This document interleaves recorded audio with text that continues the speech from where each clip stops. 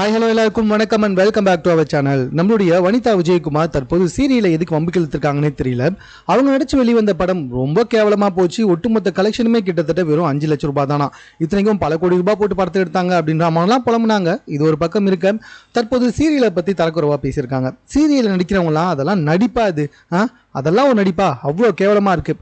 என்னெல்லாம் பல லட்சம் கொடுத்து கூப்பிட்டா கூட நான்லாம் சீரியலில் போய் நடிக்கவே மாட்டேன் அப்படின்னு சொல்லியிருக்காங்க. மேடம், எனக்கு தெரிஞ்சு இதுக்கப்புறமா உங்களுக்கு எந்த வாய்ப்புமே வராது மேடம். சீரியலில் வாய்ப்பு கிடைச்சா அதெல்லாம் ரொம்ப பெரிய விஷயம். பிகாஸ் நீங்கள் நடித்த பணம் எவ்வளோ போயிருக்குன்றது நல்லாவே தெரியும். அப்படிப்பட்ட உங்களை சீரியலில் வச்சா எப்படி ஓடுன்னு தெரியல. மேபி சீரியலில் வில்லி கேரக்டர் கொடுத்தா கண்டிப்பாக வனிதா விஜயகுமாரால் இந்த சீரியல் வேறு லெவலில் போன்றதுல டவுட்டே கிடையாது.